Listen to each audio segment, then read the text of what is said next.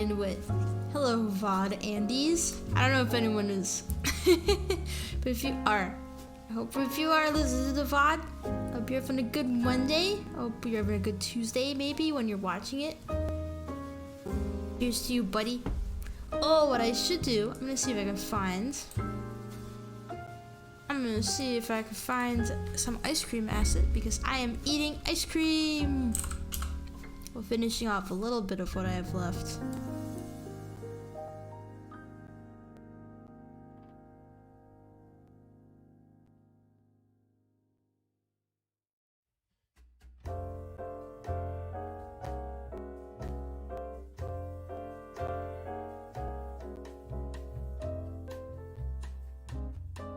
Water! I need water! Oh no!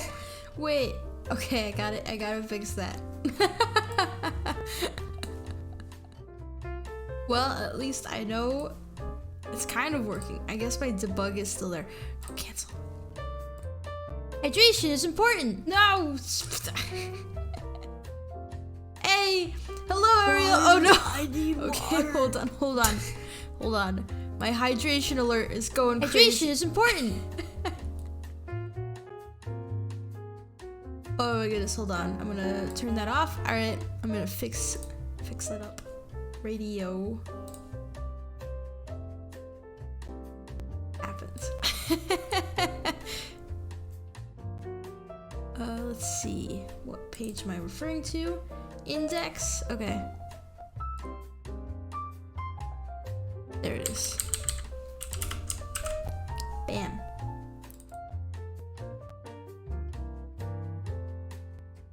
Alright, cool. That should be fixed now. I was just doing testing purposes. And had it set off an alert every time someone posted a message. So there we go. But hello! Welcome to the stream. I'm just gonna do a light hangout. Unfortunately, my computer doesn't have enough space yet for Needy Streamer Overdose, and I want to dedicate like a longer amount of time to playing it. So I might only be here for an hour or two. It's gonna be shorter, but I wanted to make sure that I'm not losing my mojo. I'm here with a big ol' leftover vanilla ice cream.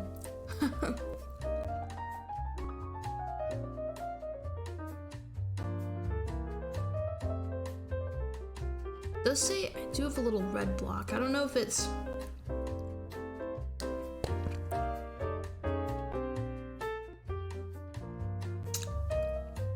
I guess it's a 60 FPS. I can't tell. I think I'm good, but it's also red. So I'm not sure.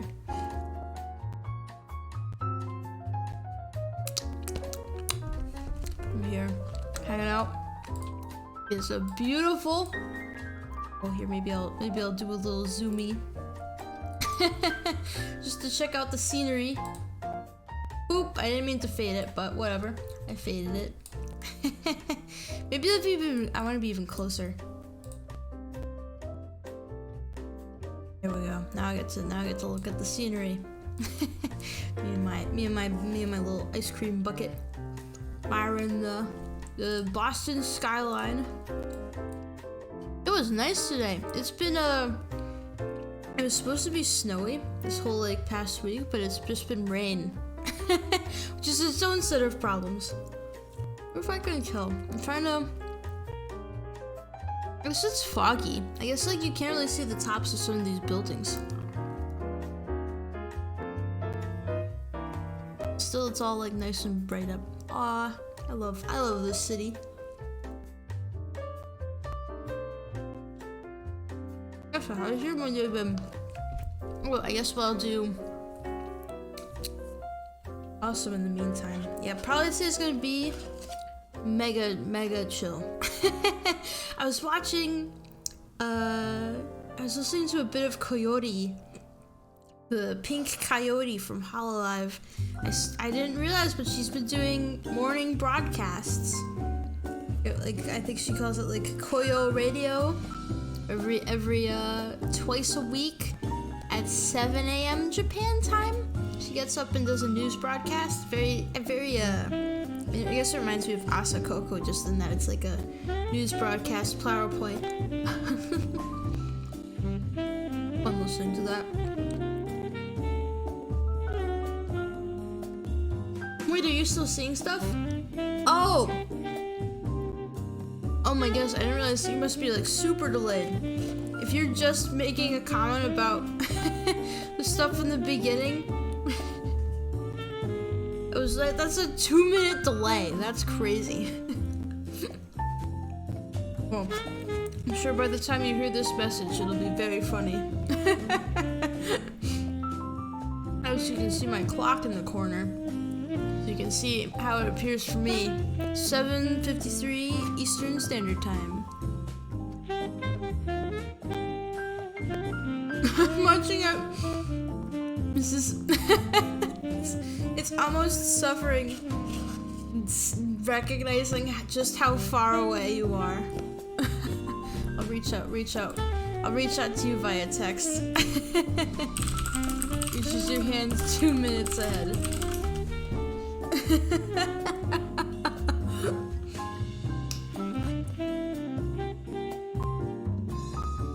Oh, little boat coming. Little boat, buddy. Look at him go. Oh, proud of him. Oh wait a minute, I'm even more zoomed in. Oh no, never mind. I might have been looking at the wrong screen. There's a little boat, buddy.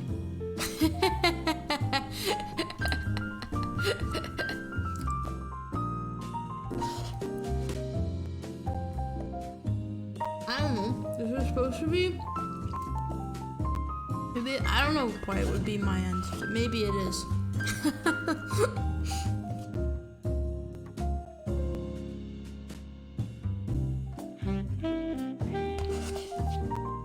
Not sure why it would be. I feel like I'm not. Maybe I don't know. I haven't touched my settings at all, so maybe it's something.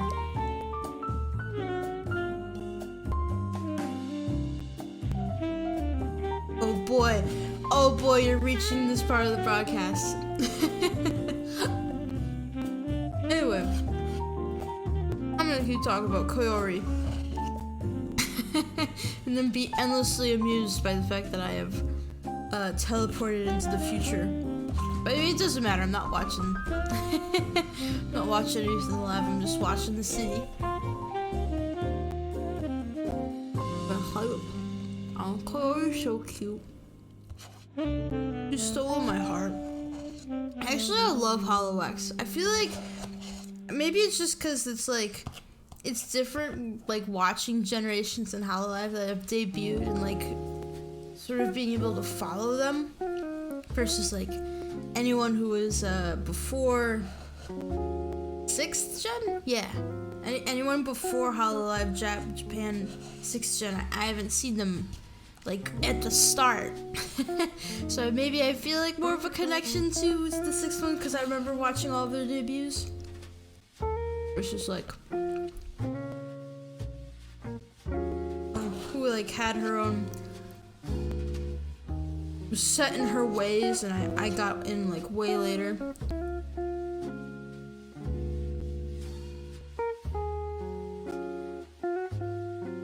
Or it could just be that I think the talent has just like year after year been more fantastic.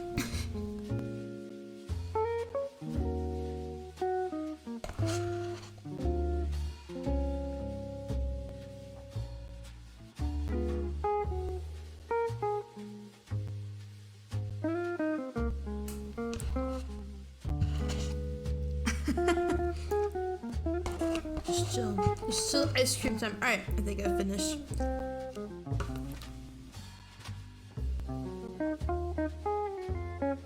Oh yeah. Alright, cool, I finished my ice cream.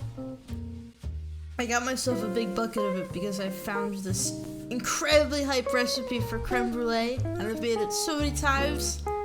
Oh, it's so good. But then I had some leftover ice cream as a result. So tasty. I'd love to be able to make it. I'm like debating debating whether or not like it's like creme brulee, because it's like a custard, and it's just like a delicious steamed custard, and then there's a thin layer of sugar right on top.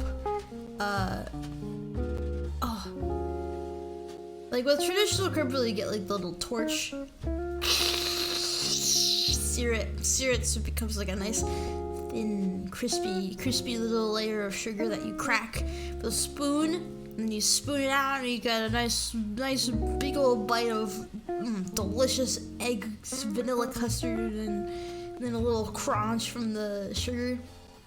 The first time I made it, I don't have the little torch that you're supposed to use to get the sugar on top. I tried making it where I melted the sugar beforehand and then poured it over, but then that ended up being like mega thick. Just a big mouthful of hardened sugar. So I'm debating whether or not I want to commit. Do I want to commit to a $40 little mini torch? I'm not sure.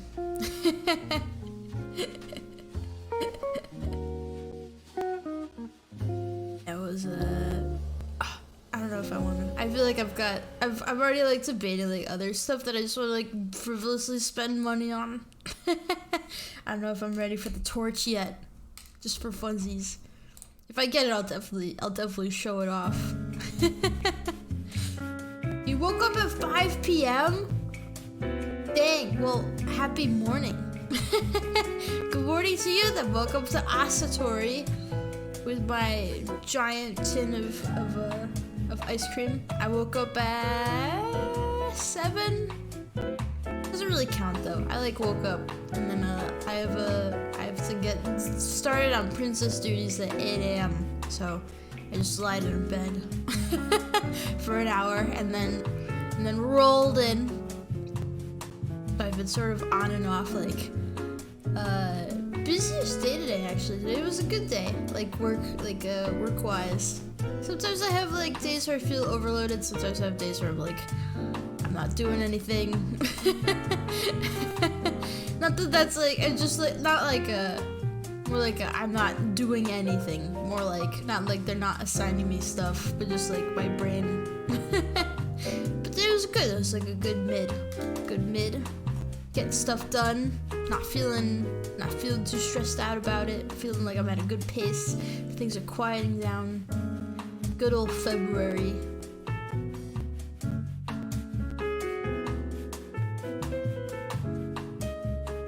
At 8, it keeps getting worse. At 7:53. Oh my gosh, you're 7 minutes behind. What? Maybe I still live with the internet.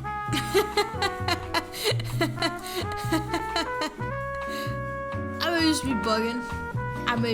Let me see. I have no clue. Although I'll say, if it is an issue on my end, I have no idea how to look into it. Oh, actually, I wonder.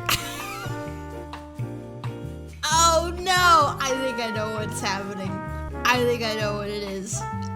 So part of the reason I was gonna do Needy Streamer Overdose, but part of the reason I'm not gonna be able to do is because I don't have enough space on my computer.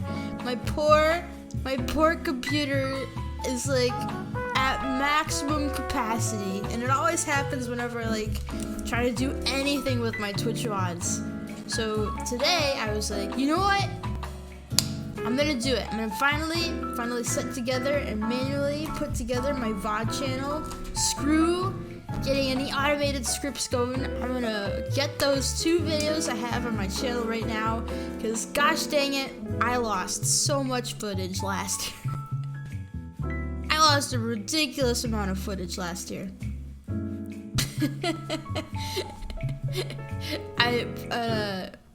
I lost so much, man. Just cause like I would stream, and then I would be like, alright, I'm gonna edit this. I'm gonna download this video and edit it. But I never had enough space to keep a bunch of VODs on hand. So I would hold off from downloading, and then I wouldn't get to editing the ones that I already had, and then the VODs would expire. It was a real painful cycle. a real painful cycle of just like building up lots of footage. So what's happened now is that I've got both of them. I've downloaded one VOD, uploaded it to my VOD channel privately for now. It's not published yet. And I have the other one also downloaded and currently uploading, and it is at 51%. By golly, that's probably what's happening, is I'm probably doing double upload. I'm definitely doing double upload in order to get this. So anyway, this will be what it'll be. Chat will basically be deceased. RIP chat. I've missed you. I will enjoy talking with you so far in the future. I guess what I could do is I could show, I don't know, I can't. I'm trying to be better about my recklessness with screen sharing. I was gonna say I could show the progress bar. So we could sit together, cozy up, watch the percentage go up. Maybe I'll do that. Let's see. If I do that, I'm gonna first disable my outside. I'm gonna add.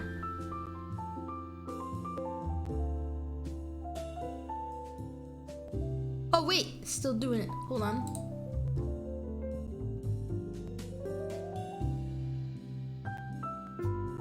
Hold on, I'm back. Alright. What did I do wrong? Oh, I faded it. Okay, cool, that worked. Cool. That's very cool. That explains why it faded out, because the source is not active. Interesting. Alright.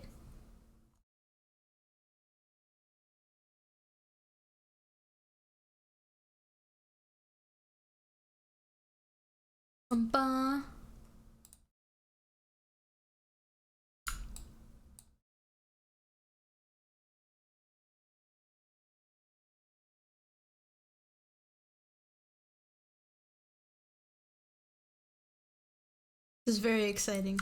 But you know what? I think it's fun. I think this, I mean, I'm glad, I think this is the bottom of it. Alright, now I can turn it back on. Woo! There it is! Although I don't know why. Oh, I know why I have to do. Let's welcome back the outdoors. And my little previewer. Look at it. The beautiful 54%.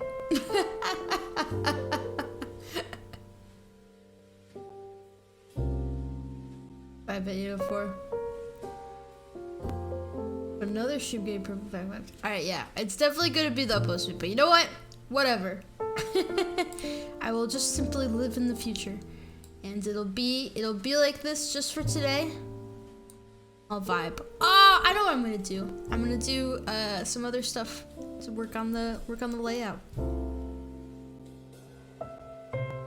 One of the things I wanted to try doing is play with perspective. Oh, wait. I'm losing. Is this a mistake? Who knows? Who knows? I just heard the music bug out. Right, one of the things I wanted to do is see if I could play with the frame that I have. Because right now we're zoomed in on my window and you can see the border, but I feel like that illusion will work better when it's zoomed out. And then when I go to the game view, you won't see as much of a border, which would work doubly so that I have more space to show the game. But also I think it would be an interesting transition effect. Ho ho ho ho!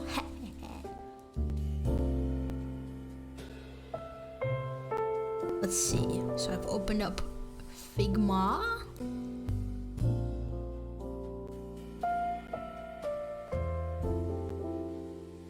I don't know if I want to watch a video alongside it. So I could do one of the other things I was thinking about. So I've got Figma open. I could tinker with it just because I'm sitting here. I don't know if I want to like test it too much because I do have this thing uploading in the background, and it could burn me if I try to do too much stuff, which is peculiar. But one of the things, so during my break, actually I forgot about this topic of discussion.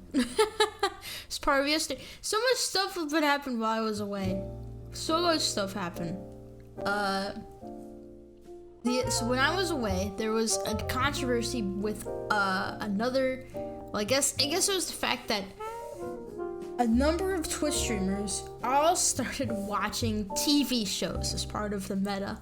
It started with like MasterChef, and then it turned into like I saw people doing Survivor, and then some people were more ballsy and did like Hunter and Hunter and Death Note. I guess those are the big ones. I just remember MasterChef being big.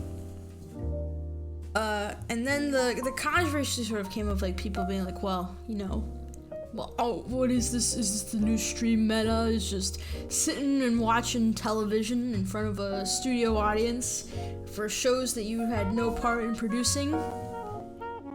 So then the issue of what counts as not so much fair use, but I guess what is against DMCA in terms of watching these medias and reacting to it on stream.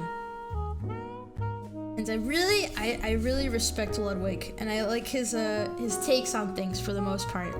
I'd say pretty consistently. Sometimes I feel like he doesn't react as strongly as I would, but in his defense, he's also like a way more public figure. So it's sort of nice that he's like not all hyperbole. So there is like sort of a well-meaning take to it, but also like none of this really matters. But his whole dealio was how. Like, you know, it's sort of nice, like, to be able to, like, do this as content in terms of, like, you know, MasterChef is such a juicy show. If you can provide, like, commentary, like, you can say, like, you know, I'm transforming the content, but, like, in all actuality, you are providing, like, the whipped cream on top of a triple-decker sundae that's been served to you. And to some people, though, that whipped cream counts as enough of, like, a transformation to watch it. I remember seeing a number of people like, just because I was watching some of the top streamers. I was watching their like reactions to MasterChef, and saw a number of comments being like, I would never watch this show if it wasn't for my streamer watching and reacting to it with chat. It like made it a totally different experience, not only like hearing their reactions, but also being able to do it with like a group of people. So whether or not that's like transformative is probably best left up to like the copyright holder, just because it's like sort of not ambiguous, but it's almost just like, I don't know, there's like so much stuff on Twitch that's already like debatable in terms of what is DMCA-able, that I think the best like path is to just be like mega chill. Oh, hello Haunted Games, welcome. 5 months ago. Oh, if you don't remember, I had a different username. I was Shirakoba Tori back then. If you remember that username instead. Was that 5 months ago? Was that 5 months ago? Have I already switched over to Pepper? There may be a stream delay. You might remember I used to be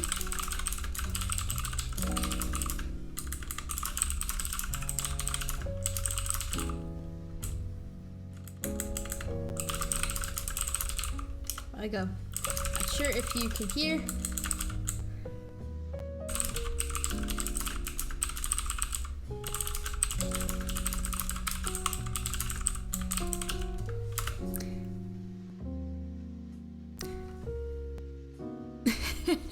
Just to use my own emote.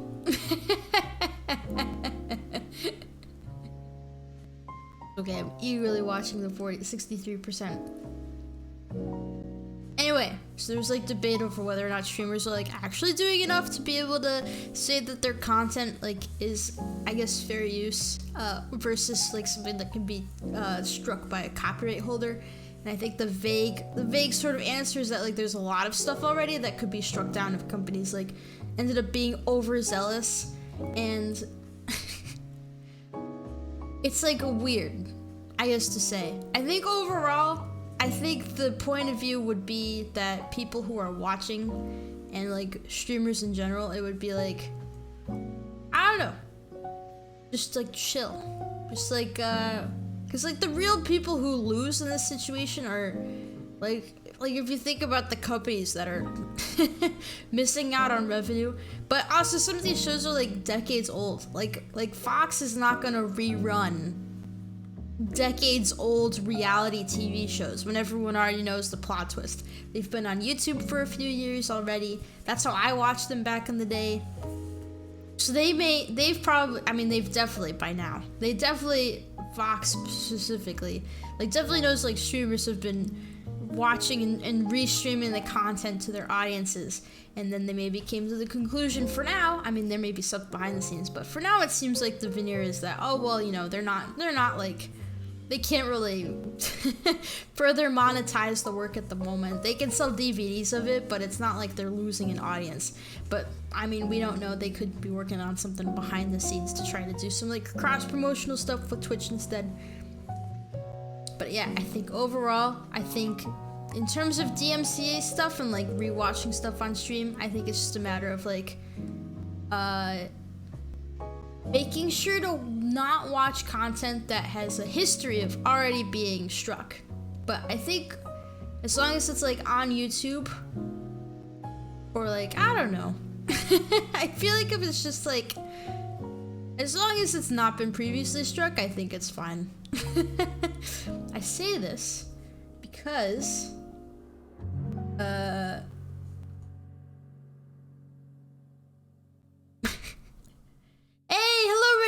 welcome. Let me edit. My stream may be delayed due to my upload speed. Where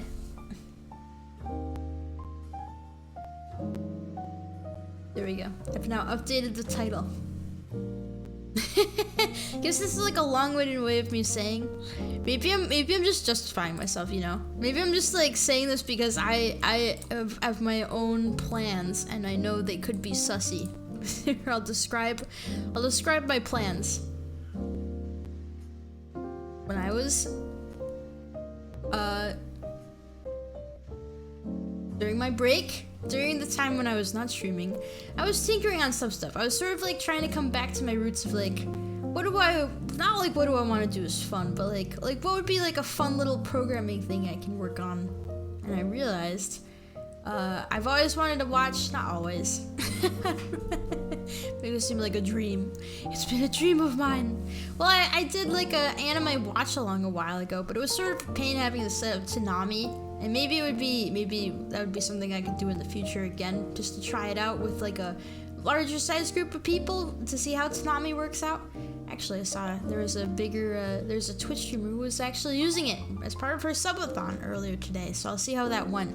But I thought, well, instead what I could do is I scraped Mal. I took the My Anime List API, iterated over it, and I have found a list of what I am deeming safe to watch on Twitch anime, because they are anime that are unlicensed. And I made sure, I had a few criteria for them.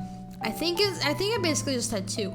As long as there was like no licensors, I made sure that like Crunchyroll and Funimation were not on it. And I made sure that Toei Animation was also not present in any of the credits, because there was a YouTuber whose channel basically almost got entirely nuked because Toei Animation struck down a number of their videos.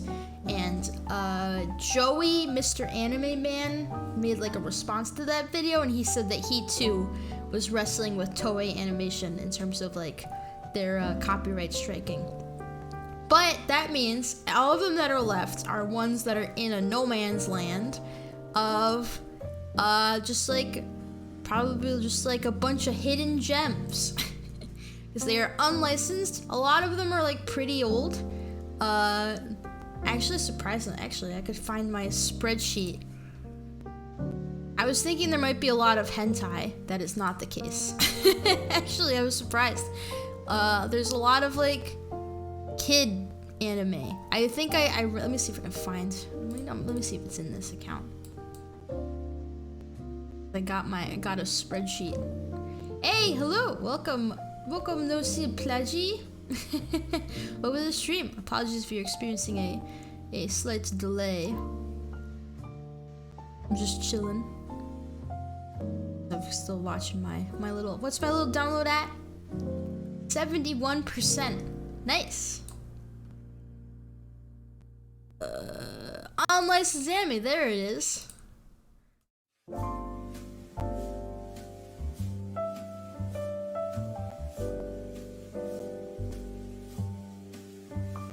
Oh yeah, I filtered it. I got like a list of anime, and then I also, with those criteria, I also removed all of the ones, because there are like a handful that are like 2 minutes.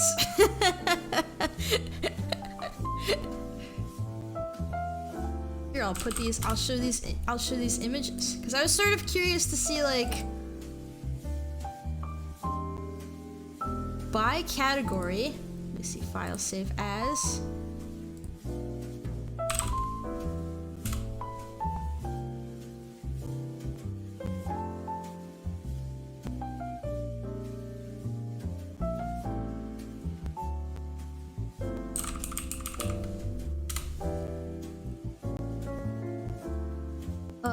Here, let me show welcome to my presentation. But I was curious because so I did this scraping, and I think there's about like 14,000 different anime that are the end result of those criteria of not licensed to anyone and don't have Toei animation listed in the producer credits. And then in the result, here's my pie chart. Because I was doing like a little test to like randomly draw one of the anime and then like look into it to see what is it like. And lo and behold, I at least in my spot testing, it felt like there was gonna be a lot of hentai. There was surprisingly not. I'm very relieved to say there was not as much hentai as I thought there would be. Congratulations. You see, it's like it's pretty even. So this is just like by sheer numbers. So there's right off the bat, there's way more. Actually, I'm surprised there's like a lot of G and PG comparatively. I forget what the nun category is. And then there's just like that little sliver, the little sliver of the R-rated category. I feel like the PG-13 ones would be interesting. I don't really know if I'm able to. I was thinking of maybe trying to watch something more spicy and just like figuring out how to be like quick on the draw with a censorship button, which might be kind of fun. But other than that, it seems like there'll be like a good distribution for the PG-13 category. I've got that chart, and I also have a slightly different version of it, where it's the same coloring, but it instead takes into account the duration.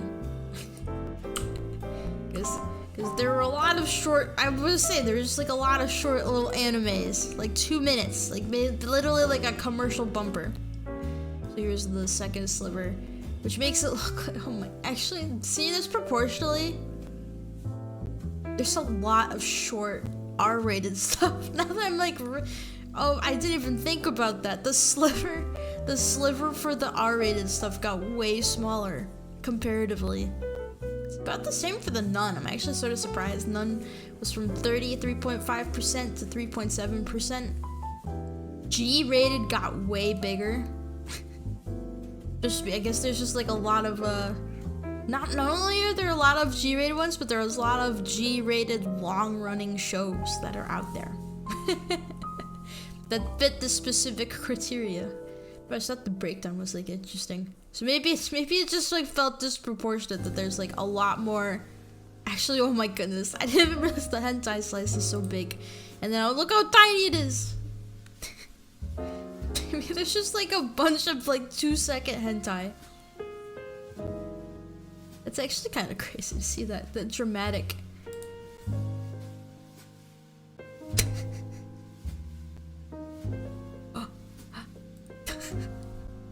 That's so silly.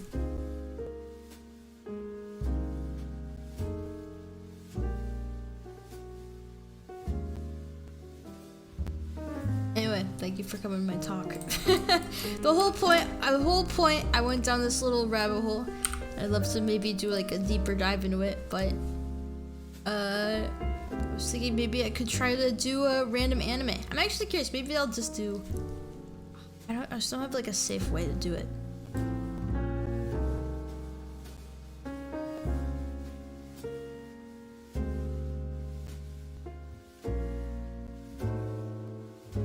Back to my. I'm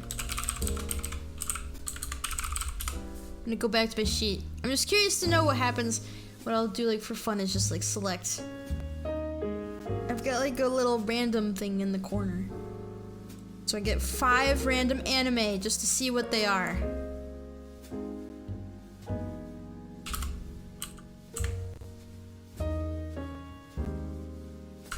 If I do Alt Enter.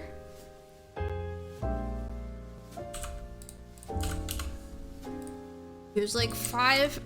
That's what I want to do with like. I want to collab with like various people. You just be like, come on the show.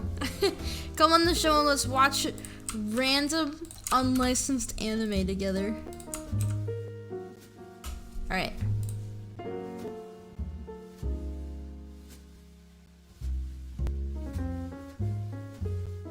I just want to make sure I'm safe. Like never I'm like sure. My background. Maybe I'll figure out. My background is set up. Hold on. Say goodbye. Goodbye to the outside world. And goodbye to the music.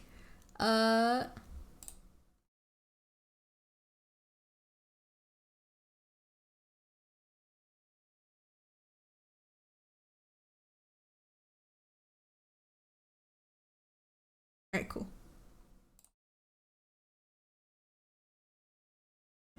And we're back. Alright, I have selected 5 random anime.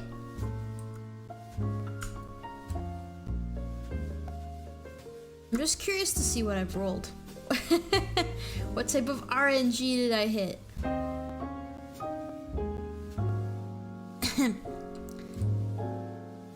Yasashi Lion. This is an animated version of Yanase Takashi's picture book, featuring the friendship between a mother dog, Muku Muku, who lost her puppy, and the baby lion, Buru Buru, who lost her mother. Although Tezuka Osama plans to create an entire musical animated series for this story focused on the feelings of the mother dog and baby lion, this animated production was the only one never completed. Woo! Interesting. But it has a rating. 300 people have seen this before.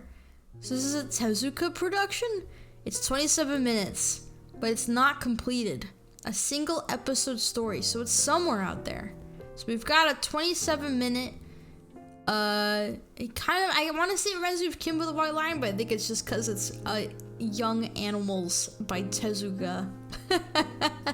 Maybe it's a prototype. That's they're from 1970. Let's go. Let's go. A 27-minute anime. All right, next one. Tanabata no Oto, short anime celebrating the 100th anniversary of Calpus. What? They made an anime? How long is it? 5 episodes? They made 5? Calpus is like... It's like the yogurt drink, which is, I mean, in America, because Calpus is, I don't know, kind of a sussy name. They renamed it to Calpico. I love it. It is a beautiful beverage. Don't have access to it though. I don't really have access to like any fun foods like that. But it's so good. They made a flippin' 5-episode long musical dedicated to yogurt water? What is this? What on earth? Okay, I'm like deadly curious. Tanabata no Oto. Did anyone rate this? Does it have ratings? No ratings. Usually if it has no ratings though, that means it's like it's not gonna be I don't know if it won't be possible to find. So it might be difficult to locate this. I'm so curious. What if I search this? I'm just curious. Oh, it's like a YouTube short. And if this is Universal Music Japan, oh boy, oh, alright, yeah.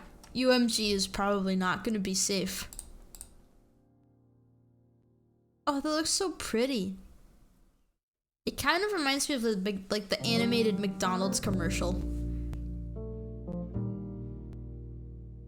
I have music muted just because I'm not sure. Figured the safer, the better.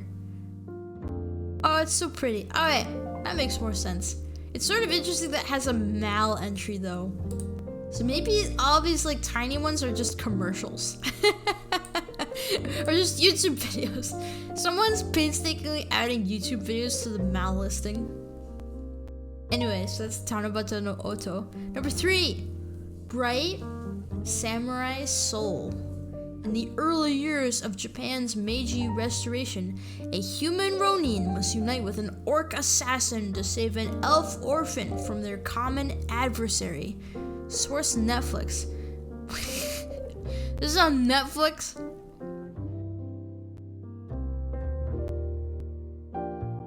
Yet another. Alright, this one also doesn't feel safe. Okay. I guess in my defense, the system's not perfect, so I probably can't watch. Probably wouldn't be able to watch this. This is reviewed by 1,000 people. Wait, what? TLDR, movie feels like it was written by a bunch of 12-year-olds for a school project. Story, 20 minutes in the movie, and I have zero clue what this thing is even about. Dude. That sounds awesome, dude. I mean, now that I've like already drawn this and there's so many other anime in the listing again, like I feel like it's gonna be extremely unlikely for me to redraw this one. From 2021, yeah, okay. It's probably also not safe, given its recency. But still, dude, I feel like it looks kind of cool too. It has the potential, if it's a 5, I feel like that has the potential to be bad, you know? Well, that was like the other thing I like realized with like a lot of these unlicensed anime is because a lot of them are gonna be pretty mid. I think like a lot of them are gonna be around 6. I could calculate the average or like distribution of scores, but I'd have to make API calls to all of them. And the last time I had to do something like that to get like further details on like the relationships with these things, dude, that took so long. This listing, no joke, took like 2 to 3 days of full computational power to get together because of the number of API calls I had to do and the waiting and the inability to do things asynchronously and having to do timeouts. It was so long. Dude, man, I'm bummed. This is from Netflix. Anyway, so probably no to that one.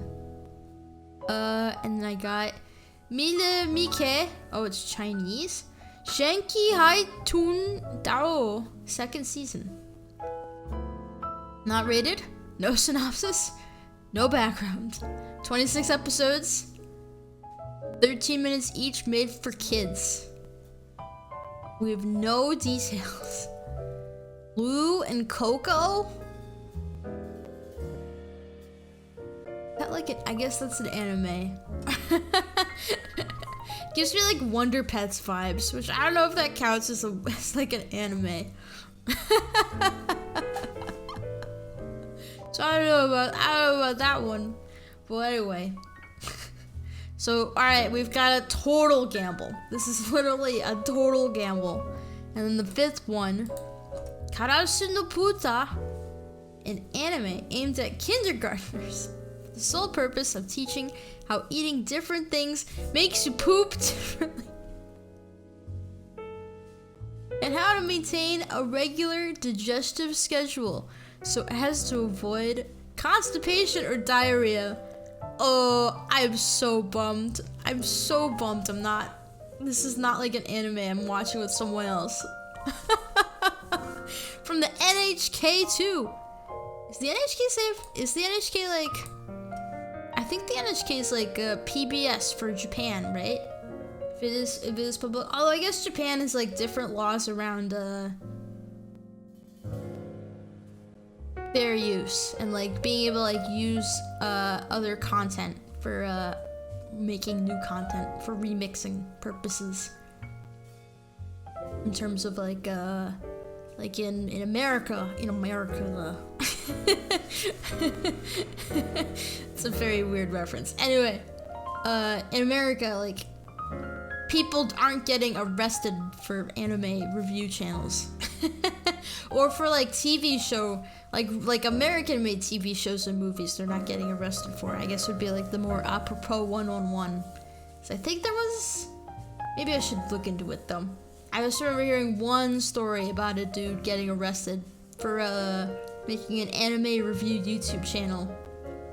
But it could just be that that's one story. It could be that that's just like one story that's been blown way out of the water. Not like that would ever happen though, right? Not like that was not like that would ever happen. Log Horizons by the NHK. I had a friend. I had a friend who worked on a programming cloud project with me, and every time we had to talk about the MySQL database, he would sing the theme song to Log Horizon. Every time. We'd be like, do we need to make another new table in the database? Database, living in the database. The daily. It was a near daily. It was really funny, actually. I'm not just being like I got tired of it. It was like genuinely charming. Dude, I can't believe, what is this cartoon? I can't believe I'm missing out on the opportunity to be able to watch Constipation for Kids. Can I even find it? Here's the real treasure. Let's see. It's 2 episodes, 5 minutes each. This should be in the. I think I have a threshold. So I put like a threshold on my list to make sure there's like no shorts. I think the threshold is 10. I think this is exactly 10 minutes.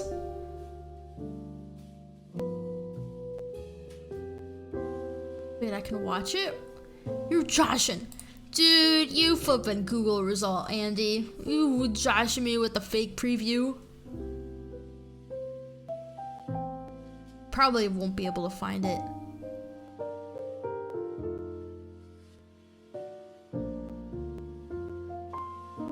A shame, which is a shame. Wait, there's a sussy Russian website. I'm not gonna watch it because I want to save these experiences with someone else. Okay, it seems like no. I don't know Russian, but it doesn't seem like there's like a clickable link. Oh wait, this is French?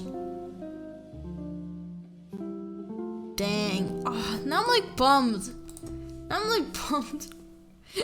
I'm bummed that this possible treasure has been lost to the sands of time. What if I do? Maybe I'll search it by the Japanese title. I guess there's no user reviews, which probably tells me that there's no hope. Ooh! nhk.or.jp/archives.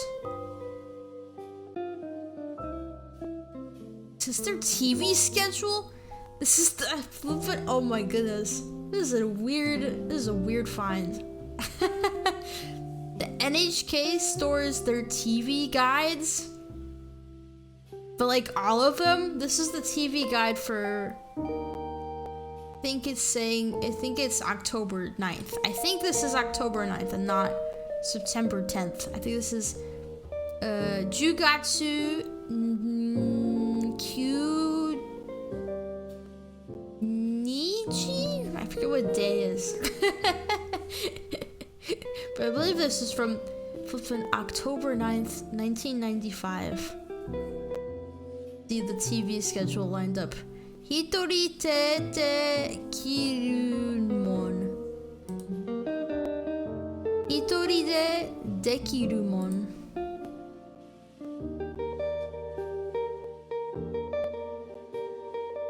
Oh, it's Domo! I guess Domo is cut off, but Domo is in the corner. Oh, it's loading a while. Guess because it's loading like an old thing. It's flipping ancient 1995 TV guide. It's still bizarre. Alright, well anyway. So I guess it's not there.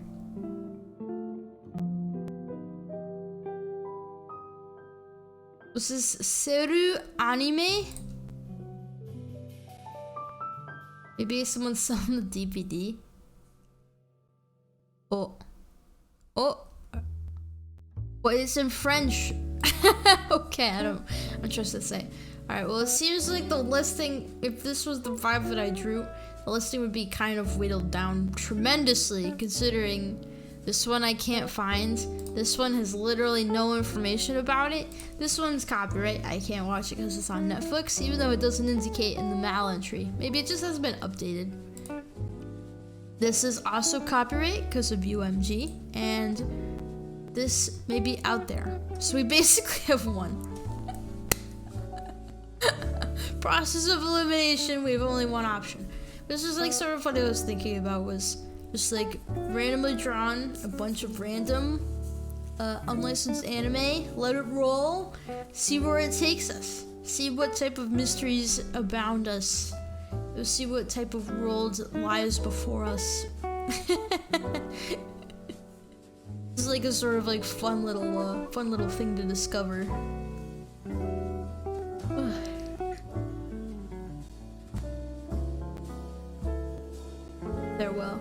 Farewell window capture. How was the view?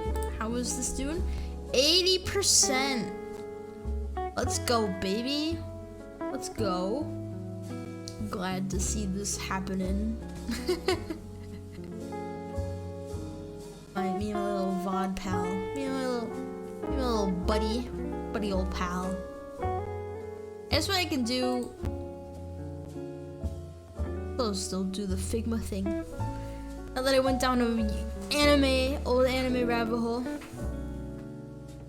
My plan with this, let's see. So I'm gonna narrate because I can't share my screen. It's very sad how much I'm limited for some of these features. What I probably should do is I'll flip the screen. Actually, I know what I'll do. I will move to this side. Which might be awkward because I know my chat will appear, but now I can actually look out into the sunset. And also look back at you, chat, who are way distantly in the past.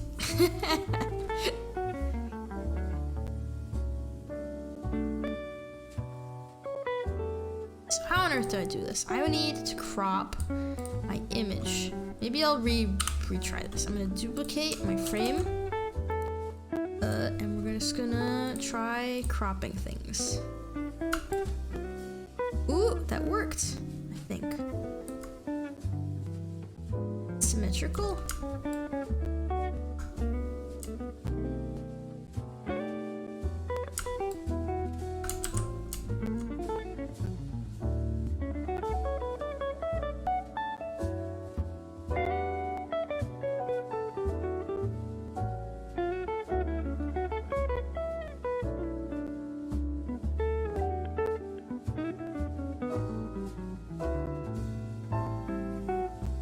actually, if I'm thinking, I want to remove the frame.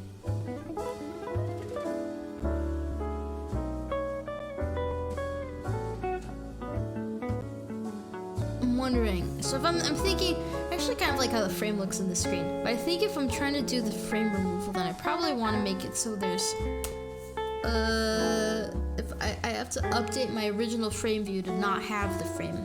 I have to crop it again. Cool. All right, so I'm doing something that I reverted.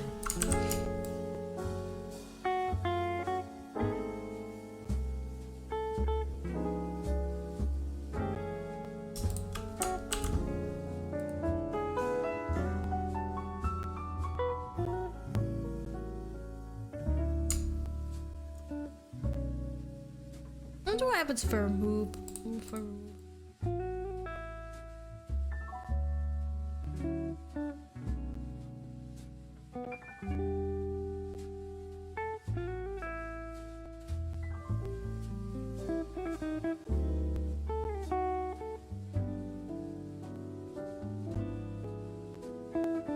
Okay, that's not quite what I want. All right, I'm gonna have to just do it again. Maybe I'll do it this manually. Maybe I shouldn't be like continuing to use the stuff that I have with this disposal. File, open, Tori assets, Twitch UI. Yeah, there we go. File, save as to full.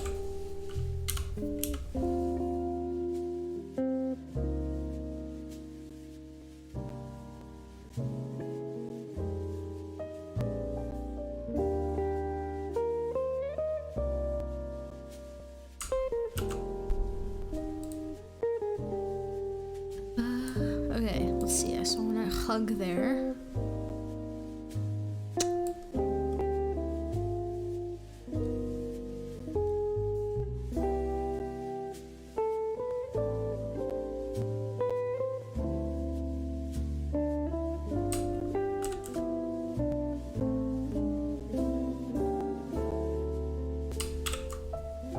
Cool. All right, I'm gonna be able to do this.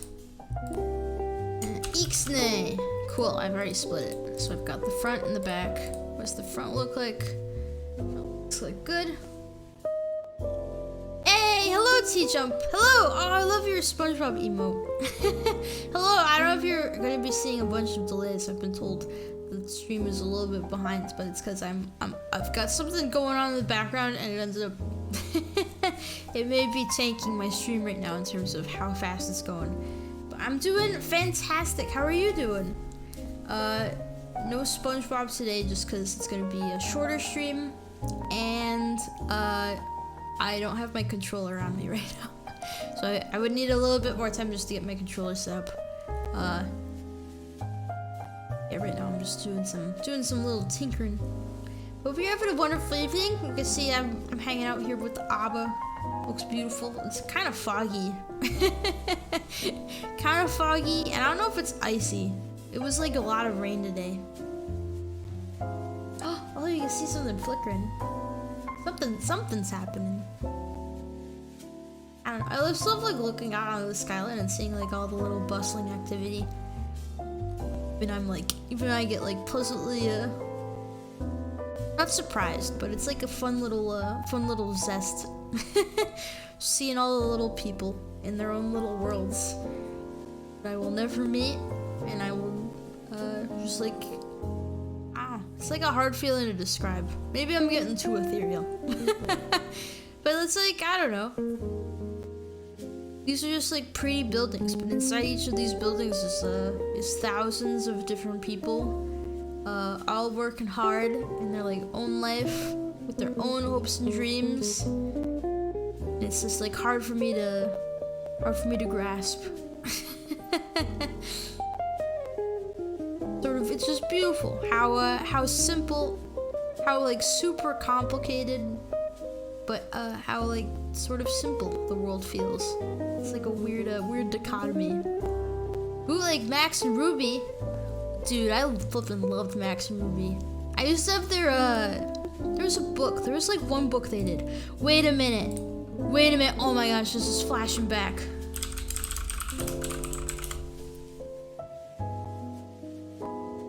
There's one bunny cakes. I loved the book Bunny Cakes.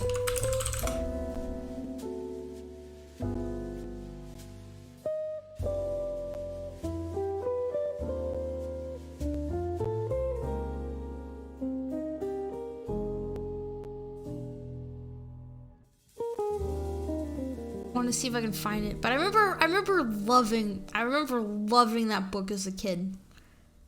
I couldn't tell like what was it. There's just like something like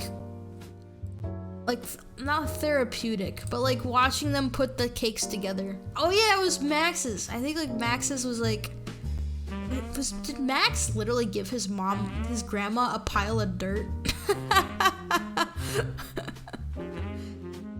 I just remember there was something like so satisfying watching them make those cakes, and something that sticks in my mind.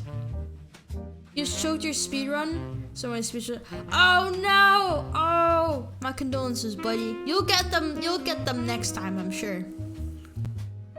That's really rough though.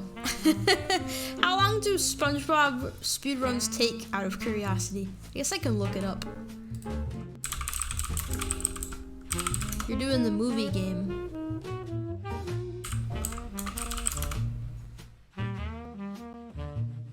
SpongeBob SquarePants movie, video game. Oh, there's a lot. I don't know what category you're doing. Oh, it is Battle for Bikini Bottom.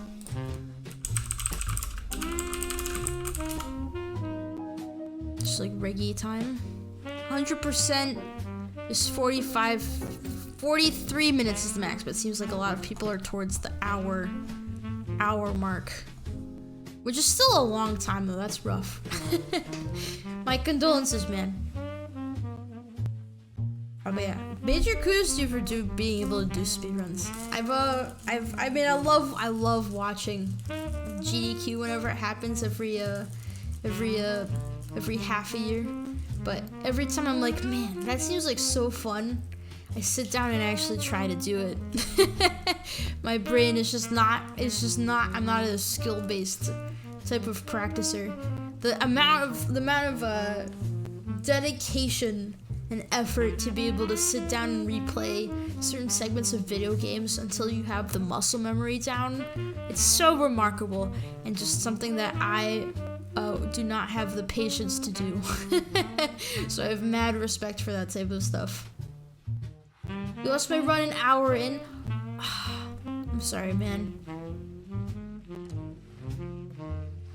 I guess on the flip it could be worse. I guess I think of do I watch speedrun? There's literally one speedrunner who I sort of keep tabs on, and that's Linkus with his Windwalker runs. Sometimes I'll just like listen while he's going at it and have them on in the background. But they're like so long. It's such a journey. Yeah, he's so good. I love the picture of him where he did speedrunning. Oh yeah, he did a Windwalker speedruns for like a summer. And there's a mechanic in Windwalker, you probably know it, but there's a mechanic, I forget what it's called. It's like speed swimming? Quick swimming? Something swimming.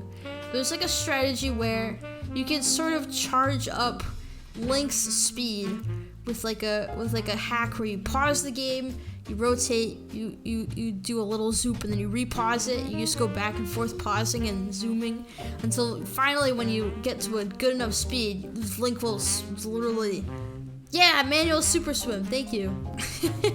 Link literally zoom across the board, and he did that so often that he literally, let me see if I can find, it's such a funny pic.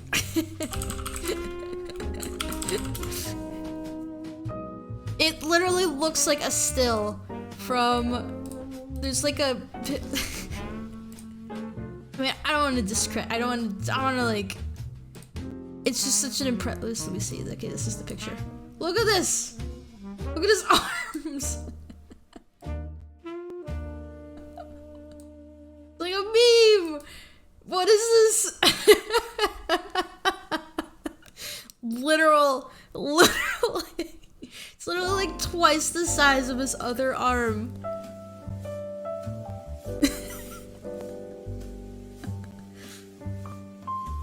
Oh, but it's from Death Hops? Oh man, did I misattribute the move? Zelda Death Hops.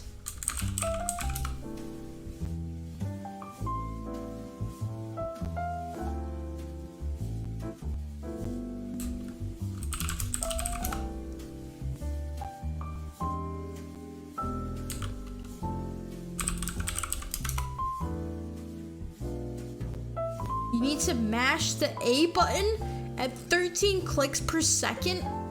What? And you just do that? Oh my goodness. This is all from button mashing? That's insane. I mean, I guess either way, just the fact that he's like actual gains. Not only that, it's just like dramatic. So it's incredible. I just can't wrap my head around like how often and how fast you need to button mash to get to this physical condition. Impressive. Anyway, this is the speedrunner. I guess technically I also used to watch Atrioc, but he streams too late for me, Sag. But he's kind of a speedrunner. He technically has the world record in Hitman in like one category that's like very specific.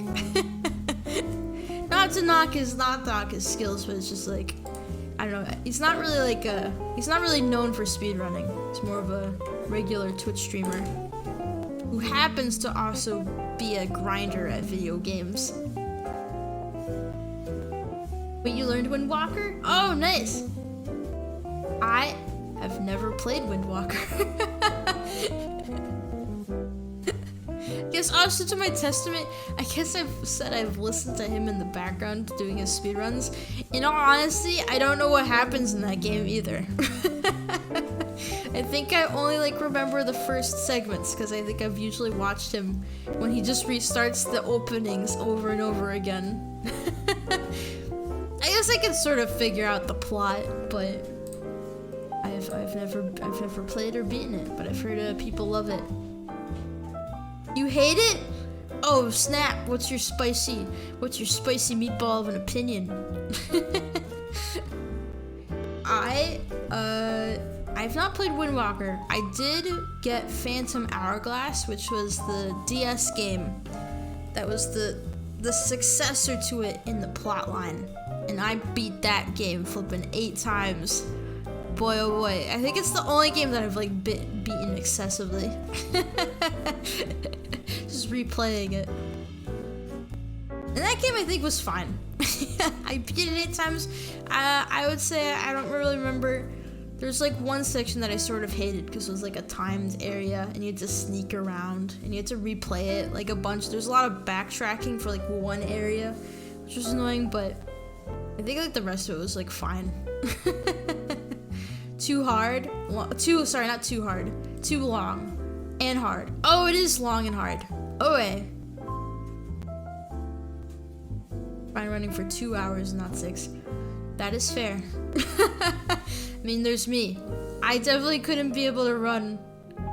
There is a speed run that I wanted to learn. And it's partially because I also have like a sentimental attachment to the game, but I would love to try to do Ape Escape 2. Just because I think the speedrun is like, I feel like it's just like a classic, like, there's one glitch that exists in the game that makes it like really easy to exploit.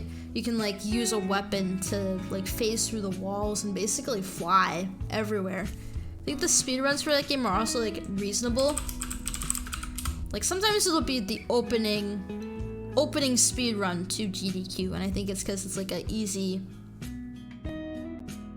I don't want to say it's like a good speedrunning game. Maybe I'm also biased, but I feel like it's like a good demonstration of like a fun glitch with combined with like an intense amount of skill.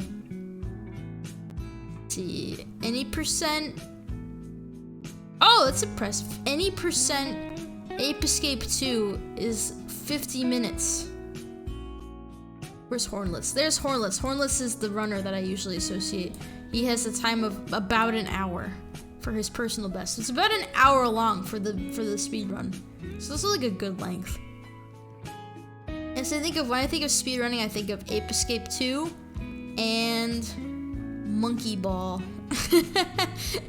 Those are the two games that I really think about in terms of like fun speedruns. There's definitely way more, and I just haven't really exposed myself to the world fully. But those are the two where I've like, anytime I see a speedrun of those, I will sit down and watch it, even though I at least understand the strats. Especially Monkey Ball. There's so many like leaps of faith. So many times you're just like hurling through the air with no indication of anything until they just hit the goal. Not even say, oh, guess you're right. I guess Super Mario 64 is like, I feel like that's, now that you've reminded me of it, I guess you're right. That is like that's a fair counter. That's a fair counter. In terms of quintessential speedrunning games. That's fair. I guess I have watched, I sometimes watch Simply doing his speedrun stuff. I don't know, I can't like put my finger on it. Maybe it's just because I've just like watched a lot of SM64. I don't know. I don't know how to, I want to say it like nice. I guess it's just like not as captivating for me. Even though I know that I recognize that there's like a lot of skill with the strategies in there. I can't explain. I have no defenses. You ran that game too? Yo, that's hype. How many stars? Did you do the 16 or did you do the full 120? What category? 16 and 70. I wonder if you realized 70 was a denomination. I thought it was just all. But nice. I don't know the strats. Oh, this kind of, now that we're talking about speedrunning, it kind of makes me, I've not watched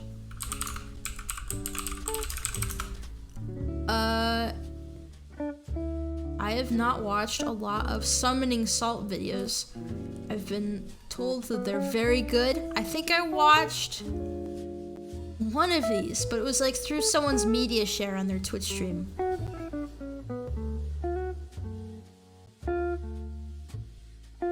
Maybe I'll watch one right now. How old am I? I am an evil Oni who is several millennia old. I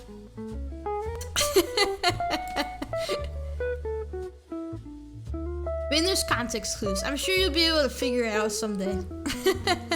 But for preservation purposes. Listen. This is merely the start. This is merely the start to my arc, so I'm sort of looking out for future me.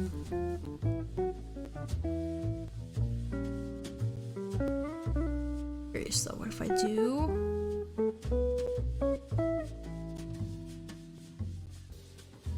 Ooh, Rainbow Road. These are like Floaty. It's like a good length.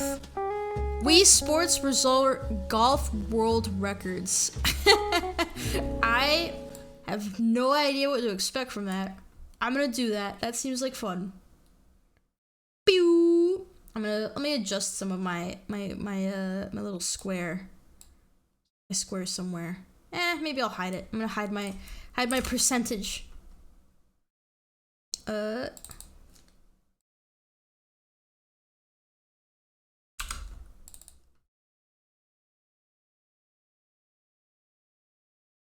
nope, stop. Oh, I guess it's just the ad. Yep. Wait, where's the... So I know what you're probably thinking. How do you speedrun Wii Sports Resort Golf? It sounds like a joke. What, do you just smack the ball as hard as you can, trying to hit hole-in-one after hole-in-one? Well, not exactly. The reality is, it's a lot more complicated than just that.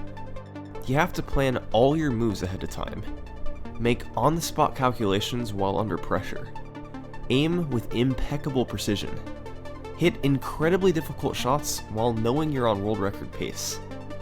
Hardly anyone is up to the task, and over the years, just a few have risen to the top to claim the world record for any stretch of time. This is their story. Let's go away! It's just the winners compilation. The history. Wait, actually, I have to check. Is this the Wii Sports Resort? Okay, good. It's the good game. Dude, I wish they came up with another Wii Sports Resort. I loved the island. I don't know, just something about like being able to walk around. Let me put this and just make it full screen. There we go.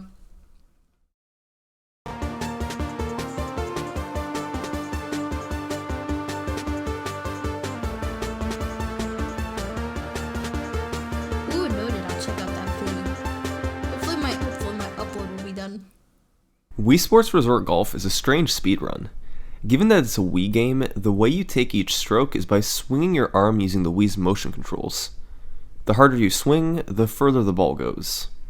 It sounds simple enough, but given the tiny target you're aiming for, you need to be super precise.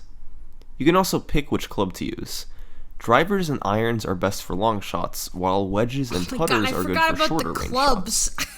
The first run we're going to look at was performed by a guy known as Ya Boy Be True. There probably were people who speedran it before him, but he appears to be the first person with recorded speedruns of Wii Sports Resort Golf. Let's go, ya boy! He did a series of runs in February 2015, before setting his best time that May. 12 minutes and 46 seconds. Wow! That's crazy. That's actually crazy. True's goal was simple enough. Get through all 18 holes as fast as possible. It all started right here on hole 1. He used the driver to hit the ball down the fairway, then an iron to hit it further onto the green, then used the putter to hit it into the hole. 3 shots. Pretty easy, right? Well, one other thing you had to take into account was the wind speed and direction. It can be one of 8 directions, and range anywhere from perfectly still to 20 miles per hour. He had 20 mile per hour wind to the west on hole 1, just straight up so he had to aim RNG? all of his shots quite a bit to the right of where he thought they needed to go. It worked out pretty well, and he was able to get himself a birdie. For hole 2, the hole is close enough to the start that you can hit a hole-in-one. But True actually didn't want to do that, because of the game's internal system that more or less controls how this game is speedran. That's The replay system. Although hitting really impressive shots like hole-in-ones or chip-ins seem fast, they ultimately end up losing time, because if the game thinks your shot is good enough, it will show you a long replay of it. The game system is complicated, but replays are generally triggered if one of 3 conditions is satisfied.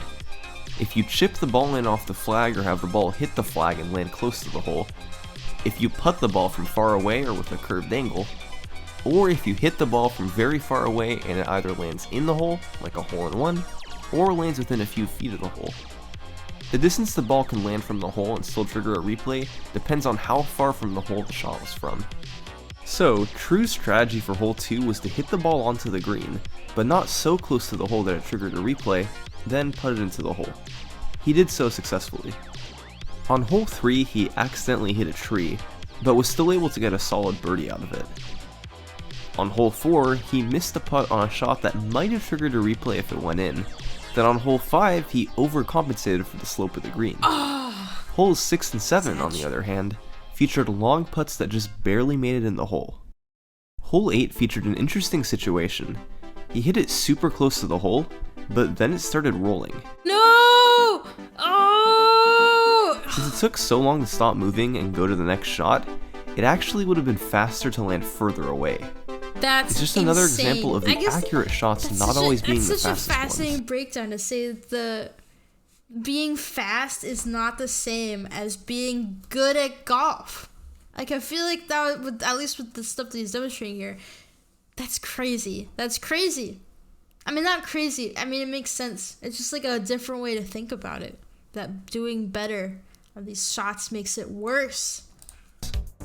Hole 9 had another pretty bad missed putt, then True was on to the back 9. Hole 10 featured a very long putt, then hole 11 had this shot that probably missed a replay by half a foot.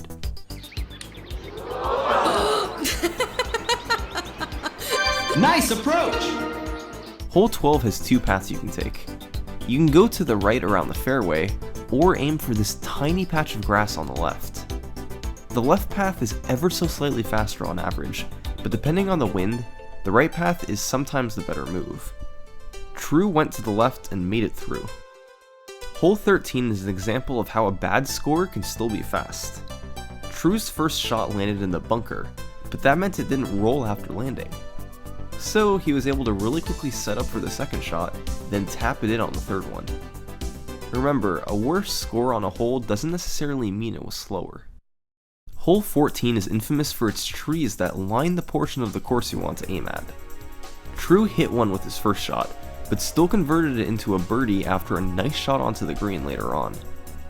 He unfortunately missed another tough putt on hole 15. Thank you for the follow, Orlas. My alerts are right now not enabled at the moment, but thank you so much. I really appreciate it. And then on hole 16, he had a tough decision to make. There's once again two paths to take here, either going around to the left or risking a shot right through the trees to just barely make it onto the green. The right path is undeniably faster, and True lined up to go for it, but then he saw the wind blowing to the west, which would have made his shot much harder. So he backed out and went left. He still got a birdie, it just wasn't as fast as it could have been. His first shot on hole 17 made it onto the green, but it was far from the hole. He had to do two putts to get it in. And finally, he was on hole 18, a hole made up of several islands to shoot onto. He made it onto the green in two shots, missed the putt, then tapped it in to complete his world record speedrun. There were obviously a decent amount of mistakes in this run. He missed 6 putts across the 18 holes, for instance. But there was also a lot that True did well. He finished 13 under par, and he wasted little time between shots by very quickly lining the next one up. It was a solid start, but there were still improvements to be made. However, for the next 3 years, nobody else really ran the game at the top level. By early 2018, True's time of 12:46 was still the world record, Wow. with nobody else even getting close to it. Dang. But that all changed in 3-year February champion. 2018, because seemingly out of nowhere, one of the most famous speedrunners in the world began running the game. Wait, who? The runner, surprisingly enough, was Super Mario Bros. World record holder, Darbian. Oh! Nice. Darbian learned the game for the 12-hour challenge, an event created by speedrunner Golden where you pick a game and learn how to speedrun it in only 12 hours. Oh, interesting. Darbian ended up- It's kind of like a game jam. I guess I never thought about it. That's kind of cute to have like a game jam for I guess speedrun jams. Settling on Wii Sports Resort Golf, and quickly discovered how tough it was to aim accurately on every shot. Dang. I guess I wonder if you just put this as like a meme. Dang. It's like, oh, I've messed up every single one of these putts. Ah, the commentary. It's like an extra sting. But he got a lot better, and after the challenge ended, he continued running the game.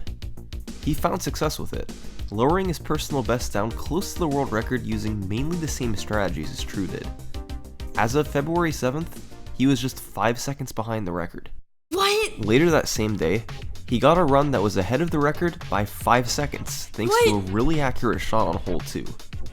Keep in mind, his splits are comparing to his personal best, not the world record.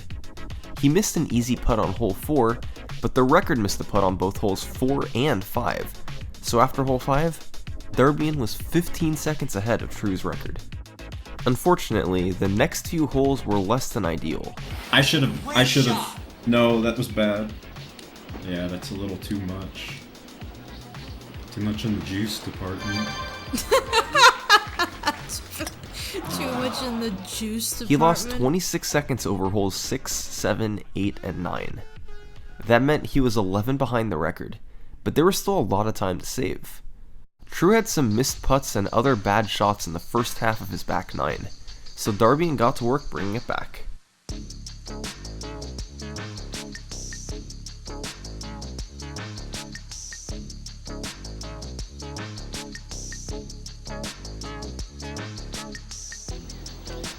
That's beautiful. That's beautiful. I really think Beautiful. that's beautiful. Well done. Darbian was actually a second ahead of the record going into hole 15. He was in a good position, and if he didn't miss any putts, he had a good shot at beating the record. And perhaps that pressure was on his mind when he got to the end of hole 15. Oh no! Oh no, don't say that, narrator! Oh! Not that. Oh, it went in. Wait, Holy cow. wait, what? This was a really good run. On hole You 16, flippin'- he was committed to You juked me on purpose, narrator. Can't believe I fell for that. going for the right side strat. Pretty much the best case scenario here was getting it in 3 Bamboozled. shots. One shot to get it into the bunker or somewhere in the He's talking general like Gordon vicinity of the Ramsay. hole. Marvelous, simply delicious, a delicious, scrumptious, 3 butter, no cut screen. No, not cut screen, cut scene. Close enough. Then one shot to get it in position for a realistic putt. Then one shot to put it in. That's what he This is like a weird tangent going. I love how much like it's almost like a pep talk that Gordon gives himself while he's making his food. It's so beautiful, absolutely stellar. It's like, dude, you're making a grilled cheese. But you know what? That's what I need. You know what? Maybe that's what I need. Maybe I just need a compilation of Gordon Ramsay's affirmations, and just I listen to that when I get up in the morning. Impeccable. Absolutely stunning. I wonder if there is like a compilation that exists like that. Gordon Ramsay calling you perfect, incredible, like you deserve to be. was going for. Instead, this is what happened. Nice shot. Wait, what did? Yes. Yeah. Nice. Wait. You can't make that Let's shot. go. Let's go. Holy Dude, cow. the heart rate. Oh wait, hold on. I have to pause. I have to adjust my background because you have to see his heart rate.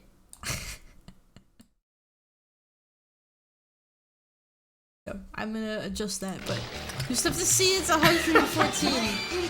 Let's go. Oh my goodness. The ball skidded off the bunker just enough to slow it down and have it land right near the That's hole. It was insane, and it paid off. Stunning. Darbian was now 23 seconds ahead of the world record. His last 2 holes didn't even have to be that great, and they weren't. He had to do 2 putts on hole 17, and he took an extra shot to get closer to the hole on 18. But it was still enough to snag the world record. Nice. Great birdie. That's insane. That's Oh, insane. man. And did he have any strats? Was he just better? Was this just like I'm trying to think. So he did it as part of the thing. How long did until he beat it? I wonder if they'll elaborate on it. Because right now it doesn't seem like he learned any new strat. He was just goated. Same strats. Yeah, so he was just a goated dude. It's interesting. I wonder, because they introduced him as an SM64 speedrunner. Because for me, I've always wondered, like, if you're, like, really good at one game, how does that translate if you were to do speedrunning in other games? I guess you would know, it's sort of like you know how to learn. So, like, I'd imagine, like, if you were to speedrun another game, you sort of, like, understand, like, the best way to break down a game in order to be able to learn it quickly. Oh, he's a Nest Mario? Oh, okay. He's a record holder? Dude, man's just got magic fingers. That's crazy. Well done, then. Well done. Maybe him just, like, being super goated is what enables him to be able to translate his skills across games. This speedrun of Wii Sports Resort Golf is a perfect example of a law that I call the Darbian effect. Darbian had several hundred, even thousands of viewers, watching him play Wii Sports Resort Golf, a category that had just 6 runs and a world record that hadn't been seriously challenged in 3 years. When a runner of his popularity brings that much attention to a game with a small speedrunning scene, it's bound to give it a huge boost. And as a result of the Darbian effect, within days of his record, Wii Sports Resort Golf had 3 new runners going for the world record. Alaska XP2, Okay. MD Cross, and 10 Dog. Hen dog. That's a good. It's on, people. Boston 25 morning news What? every day at 4:30. Thought that was part of the video. Sure, you're in the It's know. on, people. The first one to strike was Alaska XP2, just 4 days after Darbian's world record. Alaska had ran the game months prior, and was actually second place behind True. But Darbian's push for the world record inspired him to keep going, so he lowered his personal best multiple times in early Like the February. side character in an On anime. February 11th, just 4 was days there the after whole Darbian's time. record, Alaska had a great run going after the first 7 holes. He only had one real mistake up to this point, a single missed putt on hole 4. Unfortunately, this was his hole 8. No! Oh no! Oh! And not only, oh my god, not only that, but it played the flippin' cutscene. It's like a salt. It's like salt in like an already sore wound.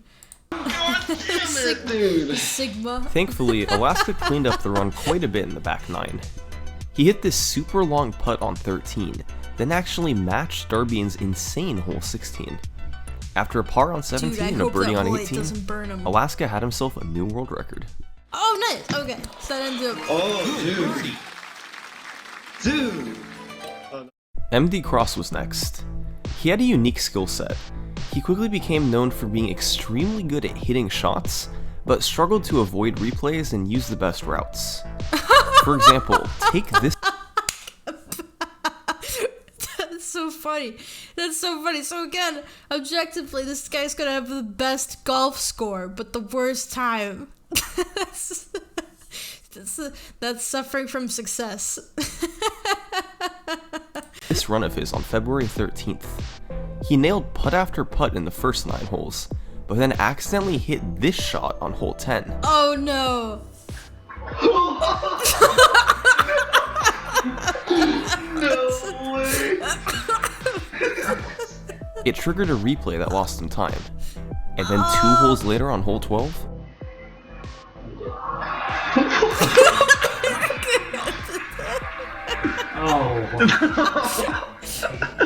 still, thanks to hitting most of his putts, he was 9 ahead of the record after hole 15.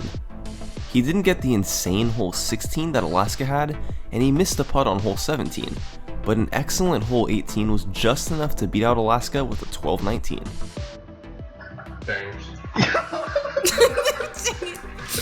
He got it. Wait, he did it? Wait, this was a new record? Boom. Nice! Alaska and Cross would each lower the record one more time over the next 3 days. These 2 runs followed the same pattern of Cross typically being more accurate with his shots, but taking longer to set them up. He ultimately had the record of 12-12 by February 16th, before nice. 10 Dog was on a record-paced run the next day. Dang, 10 Dog imagine loaded losing the to a game dog. via USB, which reduced the loading times between holes by about 6 seconds overall. This method of playing the game would later be banned, but 10 Dog was allowed to use it Wait, at this really? point. Doing a speedrun on anything else is not allowed. Emulators, USB loaders, etc. Oh, is this like a rule specifically for the Wii Sports Resort run? So I presume this is not like a rule across all of the speedruns. I mean, I assume there's just like a rule that says everyone has to like use the same sort of thing, regardless of like rule made after this run was played. Oh, after this run. Wait a minute, that's ominous.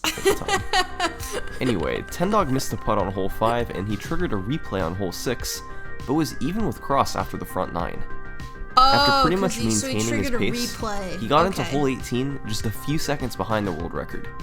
If he could get an eagle instead of Cross's birdie, he'd just barely get the record. He would have to put the ball in after this shot regardless of where it landed.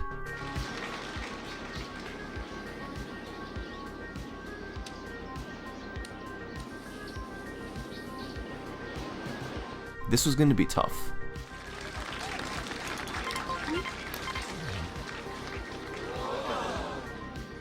He missed world record by 1 second. Wait, what? This is when a 4th competitor entered into the scene, Sir Tyler. He lowered the record to 12:07 with an unrecorded run, but on February There's 20th, normally he rules took in it down to most games where you have to make 1205 with a loads video. similar for everyone. Gotcha. Unfortunately, I mean, I figured that was the video quality is pretty awful. It's more of like the. I figure there's got to be some categories that allow emulators, but that was more of like what was a surprise to me. It's a BFBB. Nice, nice. Can't believe it. He missed world record by 1 second. This is when a fourth competitor entered into the scene, Sir Tyler. He lowered the record to 1207 with an unrecorded run, but on February 20th, he took it down to 1205 with a video. An unrecorded run. Unfortunately, What? This was 2018. What do they mean an unrecorded run? the video quality is pretty awful. It's not worth looking at this run too closely. That's bananas. So, here's where the situation was at. It had been less than 2 weeks since Darbian's record. 6 new world records had been set in that time, with the latest run clocking in at 12:05. 6 seconds from a sub 12-minute run, with 4 top-level competitors going for it. It was a mad scramble. Who was going to get the first 11-minute time? Well, the day after Sir Tyler's 12:05, MD Cross was in position to smash it. He was virtually perfect through 8 holes. Then even after missing a tough putt on hole 9, he was 5 seconds ahead of the world record. He had a clean 10 and 11, then nailed the left side strat on hole 12 to pull 12 seconds ahead. He kept hitting all of his shots, even hitting the flagpole on hole 14. And then it was time for hole 16, a hole that Tyler messed up pretty badly in his record. All Cross could do was aim to the right and hope for the best. Yeah, it was. Are you gonna? Oh! First time I've seen you get on the green. Get him there. Nice! Oh my god. No replay, Well no done. replay, no replay. Cross was now an incredible 33 seconds ahead of the world Wow! record, with time to save on hole 17 since Tyler only got a par. He was on pace to get an 1120x. Wait, don't. This was incredible. No way he chokes. Unfortunately, no he way. barely missed this putt on hole 17, so his pace fell back to the 1130s. But this was a chance to get a massive world record. He just had to get through hole 18. Get up there. Get up there. Oh my god, I'm gonna choke. What? No! No! Oh no! Matty came. I'm still gonna get it. Bro, I would cry. I would just burst out. I mean, no shot I would ever be able to get to this point. I would cry. I don't know how you do another putt after not only the first failure or the second, but the third. Bro. Oh no! Oh no! Oh no! No! I am so bad at this game. A triple bogey on hole 18. Cross missed the record by 6 seconds. Sub 12 would just have to wait. Dude, Until later that same day. that's my villain origin story. Dude. I was about to say I was gonna be like really happy if the guy who happens, if it ended up being like, if it ended up working out that the guy who's like obviously the best at the golf also is the guy who gets the best time.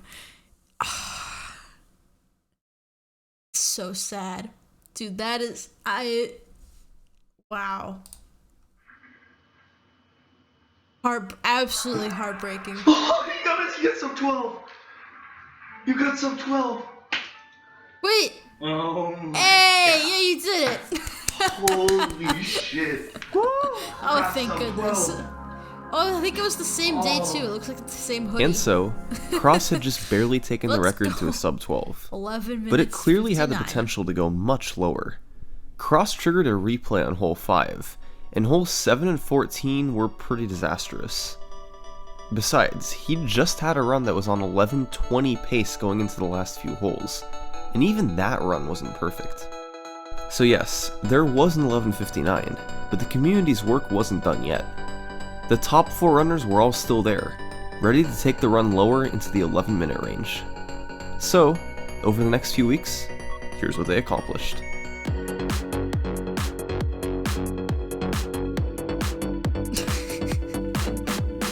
It's like a hype.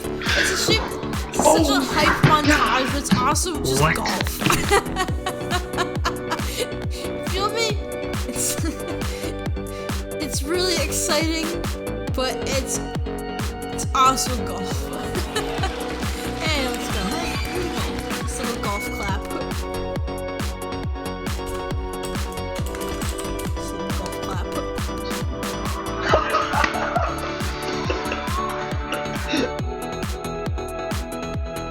Oh my god. And at this point, But Tyler. something very interesting happened. After a guy known as the Roadrunner tied the record with an 11:34, Tyler just started to take off. While the other competitors stayed in the background, Tyler kept going. Let's He wasn't doing let's anything go, Tyler. drastically different. Hey, he's He was just upgraded hitting the nearly setup a all of little his shots bit. and wasting We've no got time. we've got Sub an 12 had iPad been for the smashed. tracker. Was sub 11 a real possibility now?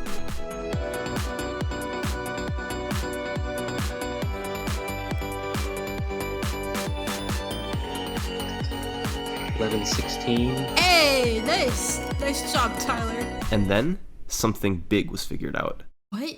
While Tyler was in the middle of his grind to lower the record, he and Tendog made a forum post detailing a new strategy that would forever change the way Wii forgot Sports about the Resort Golf wins. was played. Pin manip. The pin location refers to the location of the flagpole, and subsequently the hole, on each of the 18 greens. Its exact position is random each time you play, Really? which speedrunners Oh my just God. had to accept. I didn't even realize that the flag was also randomly placed. I thought it was just the wind. Oh my goodness. Sometimes the pin location would be favorable to make an easy putt, while other times it would be on a slope or in a much harder position. But in March 2018, Tendog made a speedrun.com forum post explaining how the system isn't actually as random as it seems. As it turns out, there's a total of 6 pin locations on each hole. 3 are A pins, while 3 are B pins. The B pins are easier than A pins. They're located usually in the center of the green, typically away from slopes. The A pins, on the other hand, are farther from the center and on slopes. The way the game determines whether it'll give you an A or a B pin is your overall score. What? If you're doing well and are significantly under par, the game tries to make life harder on you and gives you an A pin. If you're struggling and your score is worse, the game throws you a bone by giving you a B pin. Now, speedrunners are pretty good at the game, so without exception, they were getting A pins on every single hole, and that just made sinking all of their putts even harder. So, this new understanding of how pins worked was nice and all, but did it actually matter? Dude, man, It didn't. that Until Tyler and Tendog Dang. figured out how to use it to their advantage.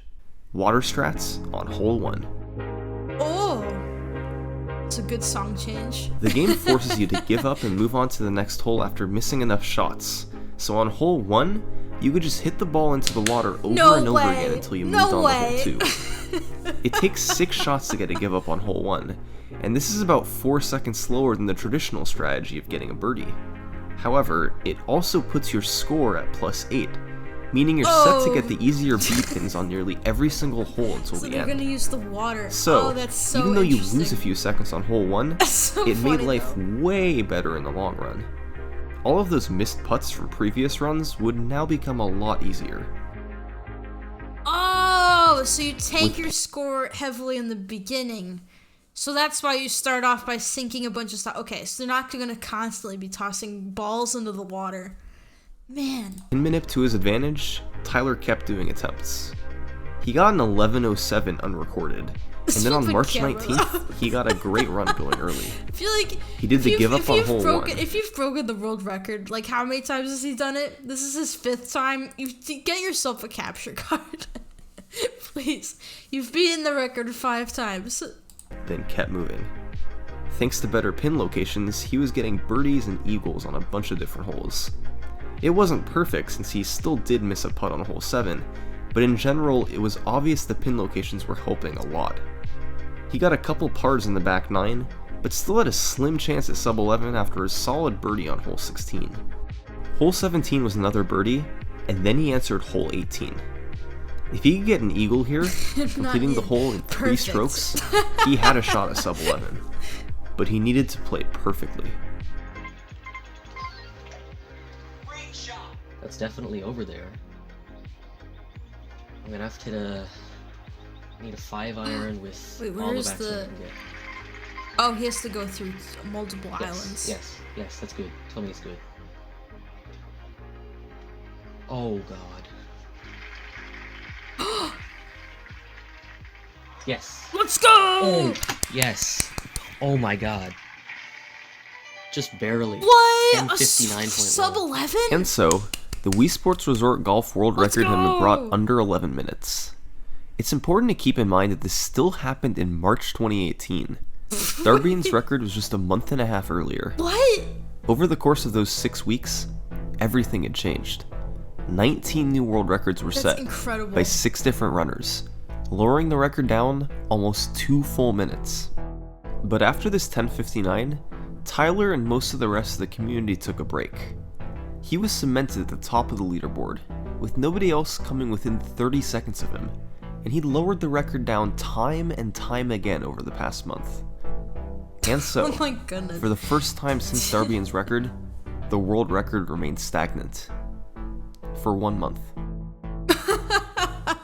Disney Plus, Hulu, and ESPN What Plus on team earth? up. Starting in April 2018, Alright. Tyler Now spent the can't next believe several it's only months a running the month. category on and off. As was mentioned earlier, no one was even close to him, so he was the only hope to keep taking the record lower. Even though the world record was under 11 minutes, there was still time to save. Tyler could avoid the few missed putts he still had, get more birdies and eagles instead of pars, and be faster between each of his shots. So that's what he worked on doing. He got back-to-back records in the 1050s in April, before coming back for more in June.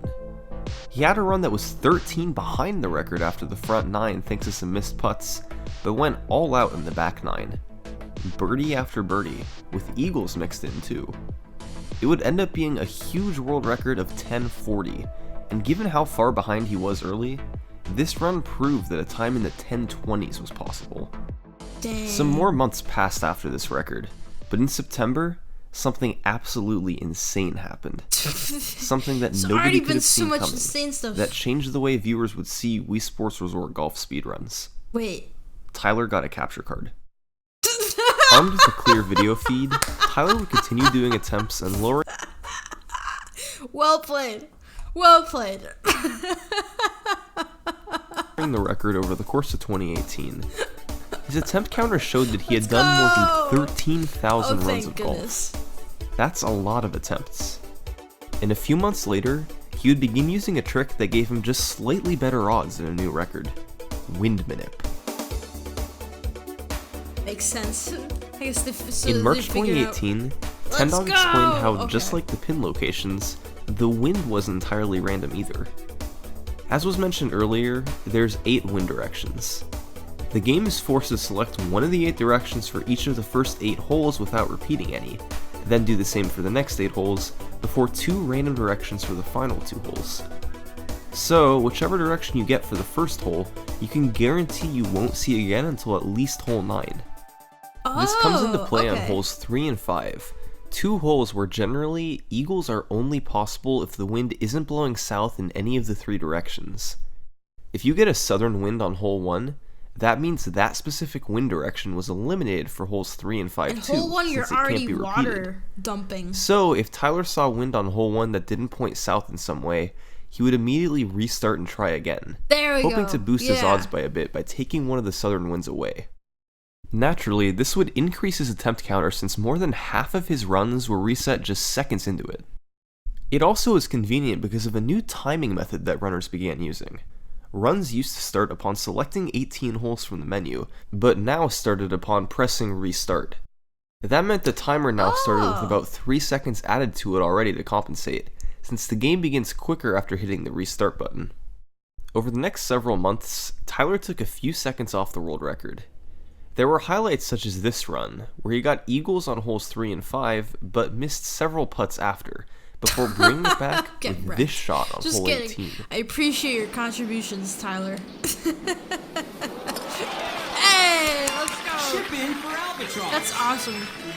By November I don't think we've seen 2018, that before. Tyler had taken the record down to 1035.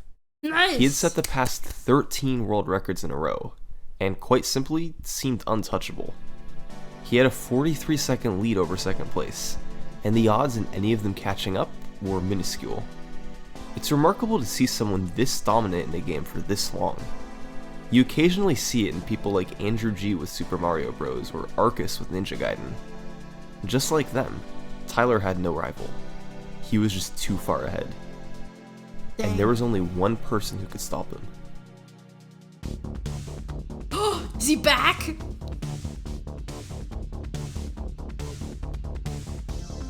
This is Danny, better known as the never world mind. record holder in the original Wii Sports Golf. By a mile. Oh. His closest rival in that game was none other than Tyler himself, but Danny had a big lead. He was the undisputed champion of Wii Sports Golf, holding the same type of stranglehold in that game as Tyler in Wii Sports Resort.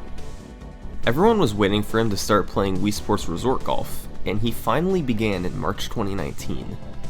Danny was pretty much the only person in the world with the skill needed to catch up to Tyler, so everyone was quickly monitoring his progress.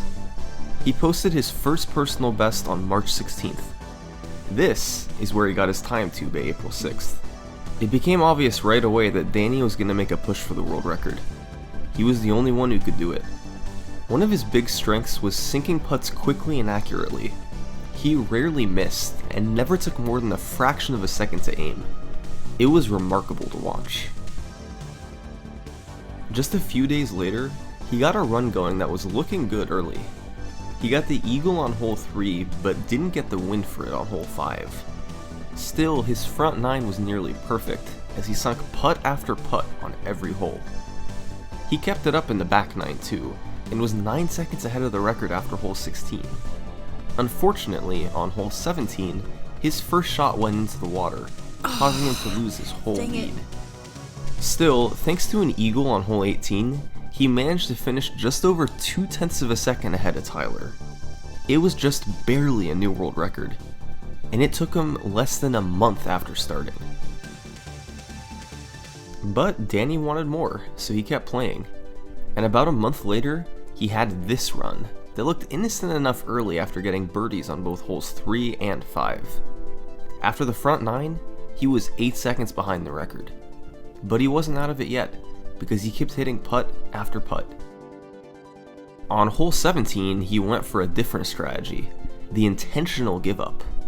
He repeatedly shot the ball into the water over and over, similar to on hole 1. It's a couple seconds slower than getting a birdie here, but it's faster than a par, and given how difficult a birdie can be, it's usually safer to just take the give up and lose a tiny bit of time. So he had a bit of a lead going into the last hole, where he would need an eagle to beat the record. Shot 1 was good, but Danny undershot the next one, landing far from the hole. An eagle seemed impossible. No way, he's gonna But get then, it! he did this. Oh boy. Oh, nice! Well done. What was that? Smooth Well, the slide. flagpole in Wii Sports Resort Golf has some weird properties. It may look like a cloth flag, but it acts like a wall. If you hit it, the ball usually just drops straight down. So, Danny pulled out a driver, which shoots the ball faster than any other club, and aimed right for the flag. Dang! It's really precise, but possible Well to hit done. that tiny target.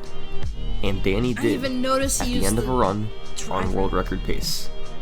It was amazing, and it was enough for a new world record of 10:27. Whew, nice. For the first time in several months, Tyler had been knocked off the top. Danny was the new champion. And even though Tyler had been so dominant in the past, this time he wasn't even trying to beat it. So, Danny's record stood alone. And then, 9 months later, Tyler came back. Yay, let's go! He had one goal in mind, beat 1027, which he had made splits for to compare it to. And on attempt number 18,402, he had a shot at it. 18,000? He was half a second ahead going into the there's a last lot of hole. restarts. If he could get an eagle, he would get the record. All he had to do was sink this putt and he would once again be crowned the champion of Wii Sports Resort. Tyler had some work to do. No!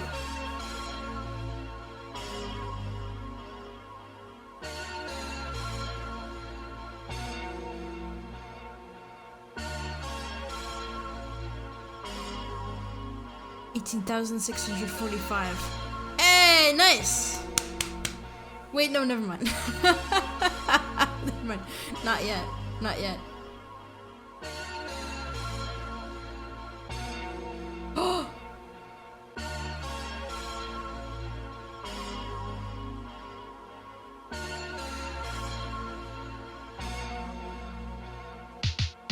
Yeah!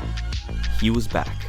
Let's After go! 20,000 attempts of Wii Sports Resort Golf, Tyler had himself a 1024. Damn right, that beats He was once Danny. again alone on top of the leaderboards. But he wasn't done yet. What?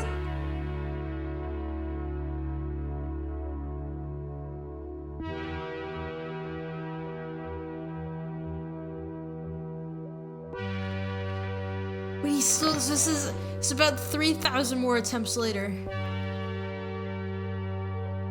1021. Nice!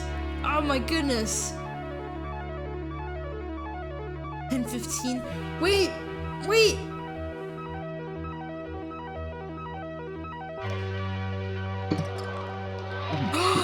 Is this the 1013?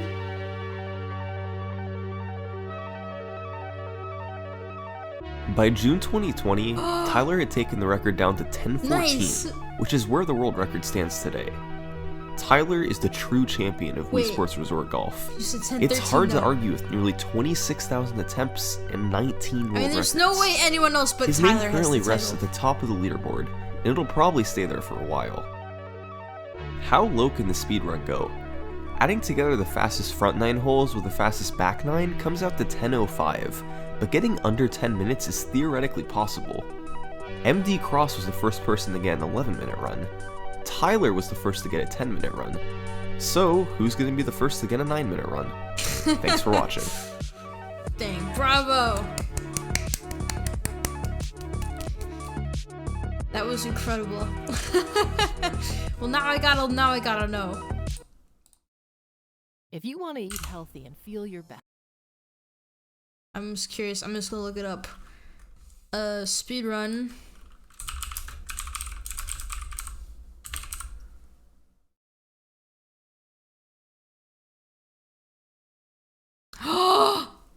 It's no longer Tyler. It's mine, Zenny M, 2 months ago. Bro.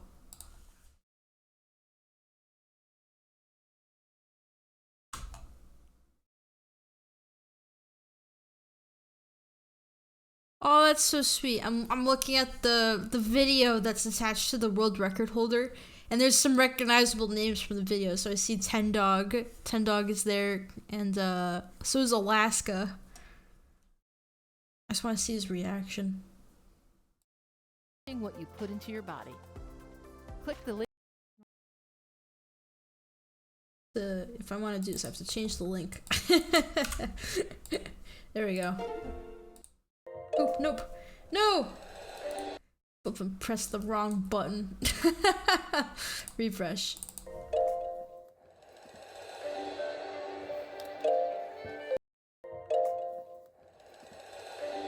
This is... No, this is not it. Hold on. It's copied the wrong link.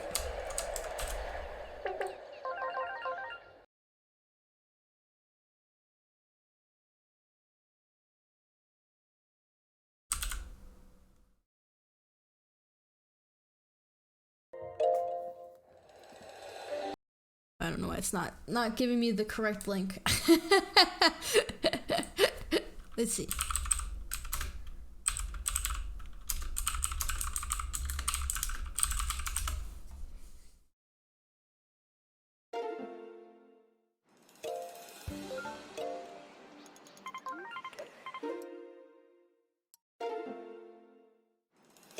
see the part where he gets the record.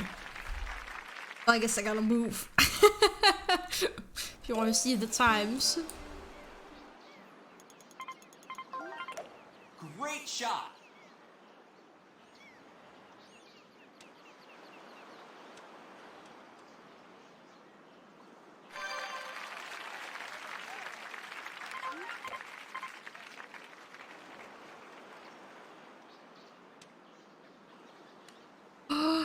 Does he get it in? Nice! Let's go! That's it. That's the time. Oh, and then it's over? Dang. I was sort of hoping for fanfare, but he just flipping. What is Sigma? Just gets it, leaves. He's just done. Well done. What a journey. I don't know if I could watch Wii Sports Resort runs, admittedly, but I really admire the journey that it took to get to that point and the flippin' tenacity of Tyler. And now it's mine. By like, not mine, but like the person whose name is mine. For what they know, they don't think sub 10 is possible. Oh, gotcha. If this truly is perfection. As they attribute it to Tyler's work at the end of the video, whether or not they've just reached the boundaries. Although who knows? Maybe they'll someday discover a new strat.